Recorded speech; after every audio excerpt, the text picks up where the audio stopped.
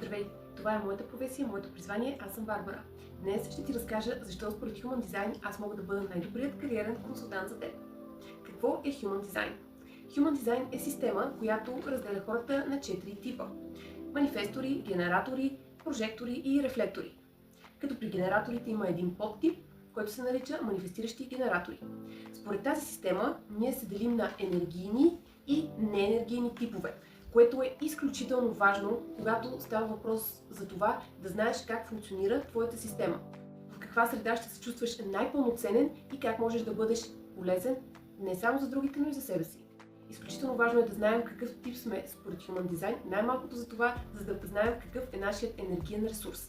Прожекторите спадат към неенергийните типове. Тоест, те са тук да работят не със своя собствена енергия, а с енергия подадена отвън.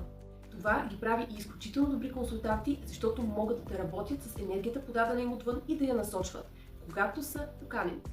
Според Human Design аз съм прожектор 3-5. Всеки един от четирите типа имат специфична аура. Прожекторите имат фокусираща аура, която може да бъде изключително силна, особено когато човекът отсреща не е запознат с нея, с типа и с механиката. Прожекторите със своята фокусираща аура работят най-добре индивидуално. Затова е много важно да бъдат поканени за съответната задача, която трябва да изпълнят. В случая за един прожектор ще бъде най-добре да бъде поканен, например, в консултантска роля, където той ще може да насочва енергията правилно. Това е моята уникална Human Design карта. Тя показва, че аз съм прожектор. Имам цели 7 недефинирани центъра и само 2 дефинирани.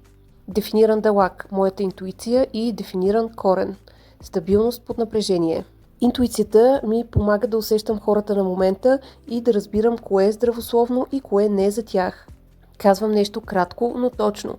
И ти си казваш, точно това знаех, но не можех да го формулирам. Празните ми центрове ми дават уникалната възможност да те усещам и да те разбирам отвътре, защото отворените ми центрове ми помагат да усещам твоя свят, твоите мисли, емоции, съмнения. Не те съдя. Отразявам те ясно, за да се видиш сам. Използвана коректно и поканена, прожекторската енергия е тук да насочва. Отвореното ми гърло ми помага да ти задавам правилните въпроси, които да отключат истинските ти отговори. А с отворената ми аджна ти помагам да видиш ясно това, което умът ти не успява да подреди. С отворения ми егоцентър мога да усетя твоята стойност и да ти помогна да разпознаеш точната за теб работа, а отвореният ми емоционален център ми помага да усещам емоциите ти на дълбоко ниво.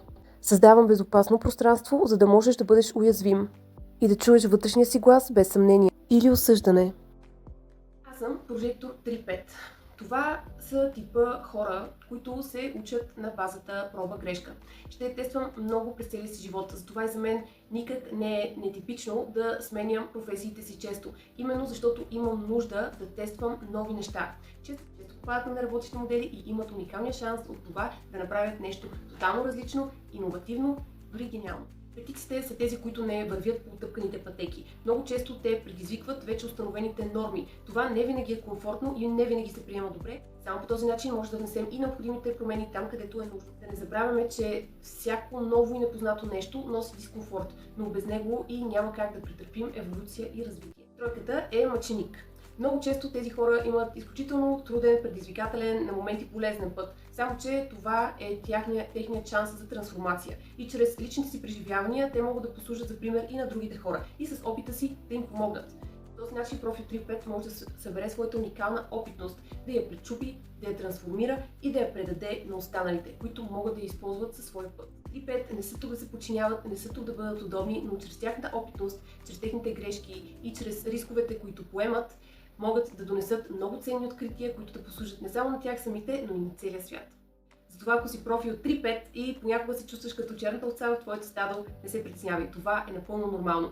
Но е важно да приемаш своята опитност, дори болезнената, като път към твоето развитие и като стъпало към това да намериш работещи модели, които да послужат на всички хора около теб.